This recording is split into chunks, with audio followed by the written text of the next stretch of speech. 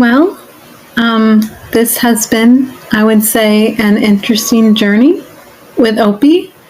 I had no idea he was online this entire time. He's been online since the late 90s. And then he was on the O&A sub when that became a thing. And that is so weird to kind of know he's been online with various anonymous Reddit accounts as well. And that is kind of weird to know that. I also find it very bizarre how Opie is still obsessed with Anthony. He cannot move on with his life. He still keeps on talking about Anthony on Reddit and on the O&A Forum. And it's weird how he cannot move on, especially when he's doing his live streams every day. He still talks about O&A, while everyone else has moved on, but not Opie. And I find it odd how he cannot just move on with his life and move forward. I also think that it's kind of weird how Opie is in the forum, and it is very odd how people in the forum talk to him. And the people that stick up for him now used to trash him years ago. If you look at the forum history, a lot of people trashed him, and it was very different in there. And now it is the cult of Opie, and it is bizarre, and it is just so weird seeing all of this.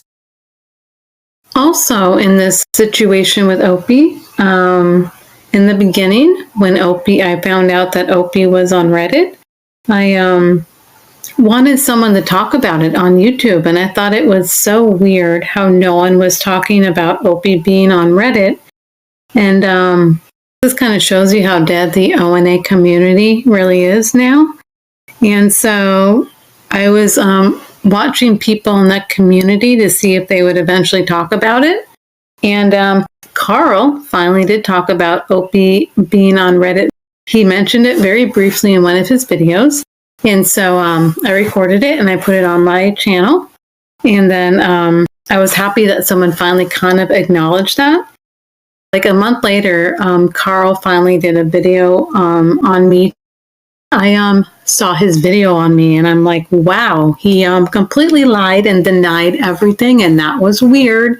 I had no idea he was going to do that. And that's when I kind of saw the real him and saw he's a grifter. Basically, he's using Opie for, monetary gain. It's obvious he's making money off of Opie's name. And yeah, it's kind of messed up, kind of seeing the situation and knowing Carl talks to E-Rock, he talks to Anthony, he talks to Missy, he talks to people in the community. Carl knows a lot more than he lets on, but he plays a stupid fake act for people on his live streams and sits there and fake pretends he doesn't know anything when in fact he knows a lot more than he lets on. And the sad thing is, his audience doesn't really, I guess they can't really see through his bullshit, but I can, apparently, but a lot of his audience can't. But anyways, I would say also that I think I am probably done with this months-long saga of Opie. It has been a bizarre and interesting experience that I had no idea was even a thing until his Reddit account got exposed. So, yeah, I can't believe Opie has been online this whole time.